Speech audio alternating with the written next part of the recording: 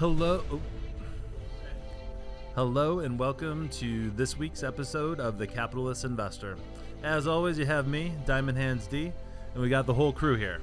Luke Lloyd and Tony Zabagala. You're not coming out with our... I got a couple phone calls the last couple weeks, and they're like, who is this Anthony fella on my application here? I was like, it's Tony the Tiger. And they're like, oh, okay. So I noticed that we haven't said our last names a lot on the show. So there we go. Awesome. But yeah, so how we doing this morning, guys? We got a good one today. You know what? As I get older, allergies are becoming a real thing. Yep. They really are. Like, they really wreck my life these days. Like, I never used to have allergies, and now I do. And then I get, like, cold-like symptoms, and my throat stinks, and that's why I have a raspy voice today. It's awesome. Yeah, it's that time of year. Fantastic. All right. I'm the same way, and I'm like half your age. Yeah, and you go camping with like a garbage bag and a bottle of water. And heroic. For some reason, it's been worse this year than allergies. I don't know what it is. I think it's maybe pollen levels. I don't know. I don't know. Oh, weird comment. So, is like the lightning bug population decreasing? Because I remember when I was a little kid, they were everywhere. Yeah. I saw one the other day, and I'm like, that's the first one I've seen in, I feel like, years. Talking about while I was camping, I saw like a little yellow light on the ground. It was pure dark, and it was like really yellow, like dug into the ground. I'm like, what the hell is that? I didn't have a phone on me, so my brother was by me. I'm like, hey, Kate, come here real quick, and shine a light on, like, come to the spot over here, and just the yellow light went away. He's like, Luke, are you crazy? Like, are you doing something that you're not supposed to be doing? Like, you imagining things over here? I'm like, no, it was right here. I think it was a lightning bug is what it was, buried in the ground. It's the first time I've seen one in a long time. It's sad. I used to like collecting, and what? Maybe I do. Yeah, is that why? Kill them all. It's on me. Damn it. It's on you too. Okay. All right. Today we're talking on our financial planning corner is transfer of wealth. So as you work and collect assets and accumulate assets and go through retirement, whatever stage you're in, this money, father time, right, is always there, right? You can't escape them. And eventually you're going to have to pass all this stuff on to the next generation. But it's also on you to get it right.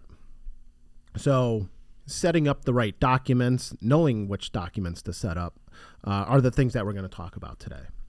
And because at the end of the day, you want to transfer your assets that you've accumulated your whole life to the right people and tax efficiently. Because those two things, they're on you. And I would always say that first and foremost, that your beneficiary forms, because most people have life insurance, qualified plans like 401ks, IRAs. The beneficiary form trumps everything. It's the most efficient tax or estate planning tool you can use, and it's free. So if you haven't updated or looked at your beneficiary forms, you should. And you should do it on what I refer to as life events: a birth, a death, a marriage, a divorce, moving from state to state. Those are different things. Or retirement, right? Getting a new job. Any of those situations always should cue for you to look at your beneficiary forms. Now, we can then dial up even more specific estate planning documents, such as, I call them the basic suite. So if you work with an attorney, what you should get from him would be a will, a living will, power of attorney, durable power of attorney, and healthcare power of attorney. So what's the will going to do? I jokingly say this, but it's like, all right, who's going to get my $5,000 lawnmower, right? Who's going to get my baseball collection? $5,000, nice. I know, right, man? Go cut Jacobs Field with that thing, or Progressive Field, sorry. Living will. Again, a basic way to say it is that if you're on life support, do you want to stay alive? Like, do you want them to pull the plug or not? Like that, it's more of your wishes rather than a doctor's or your family. Like, what do you want to do? Power of attorney, durable power of attorney. A lot of that is just if you're in, in a coma, like a coma state of incapacitated. Incapacitated, can't function, things like that. You have somebody there to speak for you, just on general life decisions, and also the durable power of attorney is financial, and then the healthcare. Again, the healthcare power of attorney I feel is actually very important, because if one of your significant other, your family members go to the emergency room, you want that because you want the doctor to be able to talk to you. You want to be able to have input. You want to be able to just know what's going on. Without that, they may not, because of HIPAA rules. And I always tell people that I sit down with, I'm like, hey, how I'd like to know like how old your kids are. Because if your kids are, you should have durable power of attorney on your children too. I mean, obviously if they're your children, that's not a big deal, because they're still a minor and you'll be able to talk to the doctor. But what if they go to college and now they're more adults and things like that, and they're at college and they have a mishap and you call, 500 miles away, they might not talk to you. Mm-hmm. Right? So that's the basic line, I guess the baseline of this conversation today. You guys have any? I want to go more niche, like into like just because of recent conversations I've been having with small business owners. Like, a lot of small business owners will either need a buy-sell agreement to liquidate that from an estate planning standpoint, or they'll need some sort of buy-sell agreement to keep in the family. Maybe a son or a daughter is taking over the family business, right? And you got to make sure you're doing that the right way. But then the conversation becomes even deeper into that, like what strategies can you utilize to protect maybe the real estate? If you own real estate within the business, is there a deferred sales trust, things like that come into the equation that could save you hundreds of thousands, if not millions of dollars of taxes, basically putting the real estate into the trust and not having to pay some of the taxes that you would have been having to pay on the full liquidation of that business. I mean, coming into the capital gains. I mean, talking like a business owner, what if you own like 10 houses, rentals? Right. Each one of them should be in their own LLC, right? And there's different ways to structure that, right? So, I mean, this is where we can't talk about every single individual situation on this podcast, but that's where my mind goes, just because of recent conversations I've been having with those small business owners from an estate planning side that are 70, 80 years old, looking to pass on that business to the next generation, but doing it from a tax-efficient basis and making sure that the 5 or 6 other kids that you're not passing the business on to also aren't frustrated that they feel like one person's getting the best kind of estate planning out of the situation. Yep. Another thing is someone maybe like advanced, so that's good. I'm glad that you brought that up, because I was kind of talking on the individual basis. But yeah, if you're a business owner, there's definitely legal things that you can set up to protect you and your family. So you bring up a really good point. Thanks, Tony. I appreciate it. The other thing I'm thinking about are some of like more of the advanced trusts. It's so like if you've created a nice estate plan, have a lot of assets, and you couldn't trust your children with $20, let alone hundreds or millions of dollars, there's special trust, spendthrift trust, making sure that once this money is passed on, they just don't get a big check. Maybe that money is divided and distributed over every 3 years or every 5 years, or maybe they can't touch the principal. They can only spend the interest that comes from the accounts, right? Special needs trusts. The one thing you want to do is, if you have a special needs child and you pass away, last thing you want to do is give that child money, because there's a good chance that child may already be on some type of disability. And if that child were to inherit a lot of money, the state could come in and just take all that money. So again, we want to make sure we understand all the situations, because there is a solution to most things, right? And you can document it through some type of trust. And that's where a trust comes into play. A lot of people are like, do I need a trust? Do I not need a trust?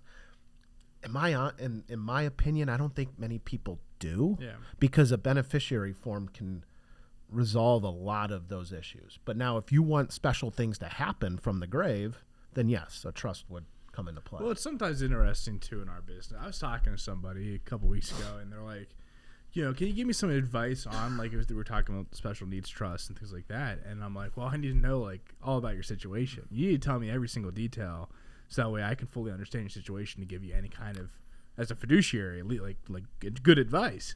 And then they're like, well, maybe I don't think I don't want to open up about everything. And I'm like, well, I can't give you good advice then. Like, it's interesting in our business, like, we are, one, your personal CFO, right?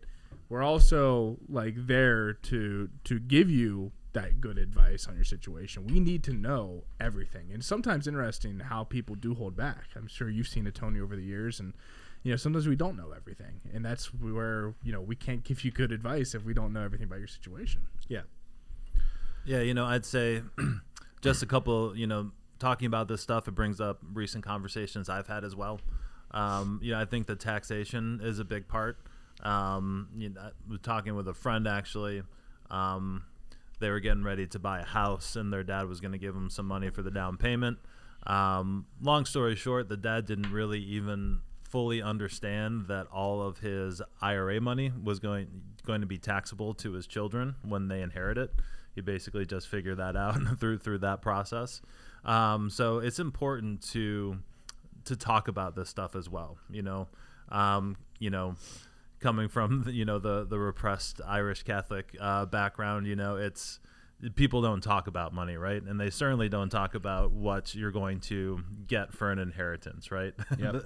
That's what I would say is the complete wrong way to go about things. It's much better, especially with the person, with the assets they're passing down. You want to make sure your wishes are met, right? You want to make sure it happens how you want it to happen. So it's important to talk about this, talk about it with your family, to set this stuff up properly so everything passes as it should. Yeah. I think the very first page of your estate planning document form, so when I had my estate planning documents, I got a nice little folder. Yep. Right? The very first page should be something that maybe you create so that if somebody opens it up because you passed away, it says, here's my financial advisor. Here's his name. Here's his phone number. Here's his card. Call him because he knows everything that's going on. Mm-hmm. If you're, and then also maybe have like just a net worth statement, kind of like where everything is, what's going on, and what type of accounts you have, how much might be in each account, things like that. So I just got something popped in my head. Oh man, give it to me. I'll use the example that I've talked about actually a lot in our classes. Even if you, in today's world, like with Bitcoin, cryptocurrency, if you have a flash drive that nobody knows where it's at, or the 52 whatever encryption code to get into, like, you got to have that somewhere and mark that down. Yeah. I just know that's becoming more and more popular. If you have these flash drives with thousands, maybe hundreds of thousands of dollars on it, like, make sure you're accounting for where that's at and how to get into that. Again, that's why crypto is just so. Oh man, it's such a. I don't want to go down that avenue, but man, it's such a complicated investment. Yeah. But anyway, make sure that's on your net worth statement. True. Yep. Yeah. I mean, it should. It should, especially if you have a ledger and you have your coins on that quote unquote thumb drive that holds your Bitcoin, called ledgers. Yep. Definitely. So, all right. Well, again, at the end of the day, it's about having a plan, and not just about you having enough money to get through retirement, but like, what are your wishes afterwards? Making sure that, again, transferring to the right people and making it most tax efficient for them. So take us home, D. All right. Well, thanks for listening to this episode. If you guys have any questions or show ideas, hit us up at info@swpconnect.com, and we'll talk to you next time. The opinions expressed in the podcast are for general informational purposes only and are not intended to provide specific advice or recommendations for any investment, legal, financial, or tax strategy. It is only intended to provide education about the financial industry. Please consult a qualified professional about your individual needs.